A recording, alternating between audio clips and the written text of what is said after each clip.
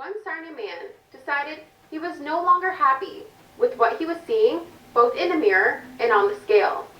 Right then, he made the decision to turn his life around and finally make his dreams of running a marathon come true. Now, West Harding has joined forces with Team Hoyt to ensure that everybody has the opportunity to run out their dreams and do the impossible. Well, the journey began when I was 40, which was in the year 2008, and that journey began by stepping on the weigh scale. I know that when I ran downstairs, I was pretty excited. I just turned 40 years old, kind of even thinking about my next 40 years, and to my horror of horrors, realizing that at this very moment, I'm pushing 230 pounds. Looking at myself in the mirror, I felt awful, I looked awful, and I thought to myself, there's got to be more to life than just sitting on the couch for myself. And for me, I was a non-runner, and I, as a school teacher here in this community for 20 odd years, I'd always say to our graduates in June, to all our grade 8 students, to live the dream and the future is bright. And I thought to myself that I'm a hypocrite, only for the fact that I'm telling others to live that dream, but I'm not living my dream. And I really purposed in my own heart at that very, very moment, looking in the mirror, 40 years old, 230 pounds, that I'm going to start living the dream that was placed in my heart. And that really happened when I was 8 years old.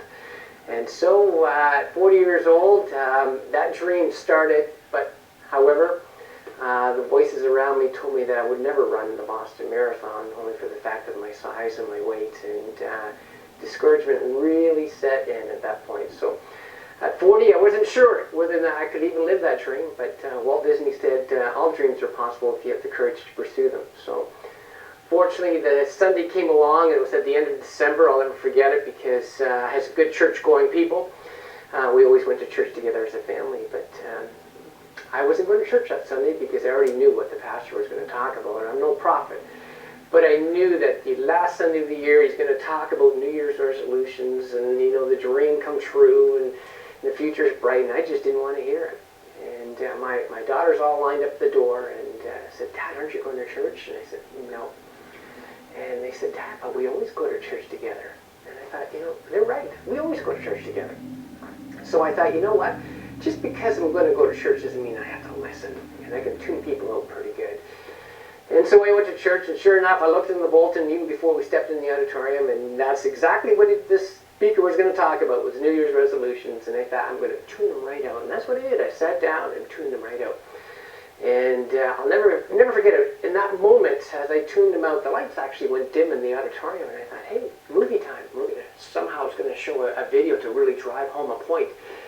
And I'm a visual person, so for me, that captivated my attention. And I was introduced to a father and son from Boston, Massachusetts.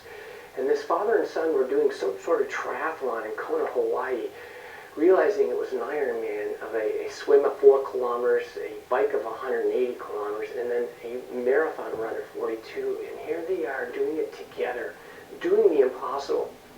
And he's pushing his son, who is cerebral palsy, a quadriplegic, nonverbal, and his son is living out his dream of doing an Ironman with his father behind him.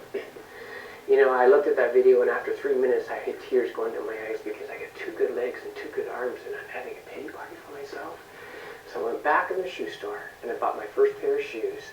And that afternoon, a snowstorm came right down here in Sarnia, and I thought to myself, what a perfect time. It's dark, nobody's out there. And I made my first step in the snow here right outside these doors. And that was a journey of 1,000 miles to begin. I only run 3 times a week. I do a speed work one night and then take a kind of a rest day, if you will. Do a casual run, an easy run, and then I'll do another run as a long run. But doing Ironman competitions, I'm now training 6 to 7 days a week, and it's nonstop. So out of that, I try to do 2 disciplines a day. Whether that be running and swimming, or running and biking, or biking and swimming.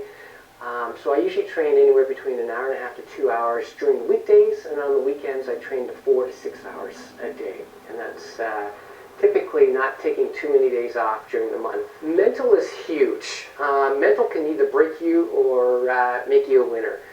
Because when you're running out there, you do hear those voices that it's too hard, it's too hot, you know, you might as well quit and run. So you're always battling within you. And every single morning I have to make a conscious decision to get out of bed. Whether I'm going to get up and chase after my dreams or if I'm going to stay in bed and sleep with my dreams. So therefore, it is a mental thing, and every day I have to consciously say, yes, today I'm going to get up and do that training, because you know, it's so easy just to cave into those voices that you do hear in the back of your mind. So mental is a huge... So with the Hoyts, they've done now 32 Boston Marathons, over 1,000 races. They've done 6 Ironman, and in the Ironman Hall of Fame too as well, for doing some incredible things that nothing's impossible. And as a father-son, they've done some inspiring things all around the world, just watching the two of them interact, a father's love, the bond between them, truly making a difference. They're the ones who inspired me through that video at 40 years old that, yes, I can make a difference in my own life and start losing some weight. So Rick, at that very moment, even though I didn't know him at 40 years old, just watching him on YouTube, was my hero. Because here I saw an individual, and I love what Rick says, that, you know, disability doesn't mean inability. And for me, my disability was a bad attitude. And that journey began in 2012, and I've now run 4 Boston Marathons. My 5th will be in 2016. But looking at the Hoyts, they inspired me to, you know, make a change in my life, and then continue to make changes each and every day, because life is short. You never know, that next breath you take will be your last. So looking at that father-son, I say, yeah, yes, you can. You can do anything you want. You know, I've got 2 good legs, 2 good arms, so why not use that gift to make someone else smile? Because we have many individuals that are sitting, looking out their windows, that would love the opportunity to get out and experience a thrill of a race. So that moment became a very defining moment in my life again, and I thought, I'm going to go back and we're going to start an organization that really allows individuals with a disability, it could be physical or developmental, the thrill of getting out there. Came back to Sarnia, and I thought to myself, wow, there's so many people. How do you make an impact? And lo and behold, I was filling up at a gas station just here in Sarnia, and I said to my wife, I have no idea. And you want to talk about coincidence or divine intervention, along came a car, and I hadn't even seen this individual for about 2 to 3 years. And I looked over, and there was Cody sitting in the back seat, and his smile lit right up, and I said to my wife, he's going to be my very first individual. And that journey began in 2013, and it continued today. We're doing some amazing things together. We're a great team together because, like I say, Cody's the heart, and I'm just simply the legs, and you put the two together, and we do make a great team. And, you know, I see Cody smile. What an inspiration, too. And, you know, the great thing is that I look over to the spectators, and here's Cody just cheering them on, and they're cheering Cody on, and, you know, there's certainly a wonderful thing when you talk about teamwork. I just thought, you know, I'm going to aim for the moon, pick up a few stars as much as I can, and even if I miss the moon, I'll still land in the stars somewhere. But, you know, it's interesting. We've gone to the moon, and now we're on to Mars, and then, of course, the other vision certainly expands our horizons because there's so much to do out there. And, you know, nope, I did not envision that whatsoever. And, you know, looking at the medallions downstairs, I thought maybe, you know, I'll just reach Boston and I'll be done and I'll be all over.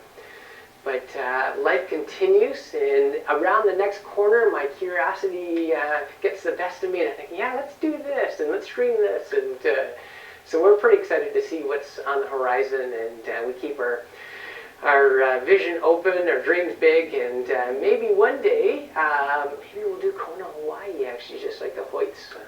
But, you know, for now, we'll continue to, you know, wait for the next step that comes along, and the doors have certainly been opened up. Make sure you tune in every week to get the latest in sports in the Sarnia-Lambton area. That's all we have for this week's edition of the Sports File, here on TV Cogeco.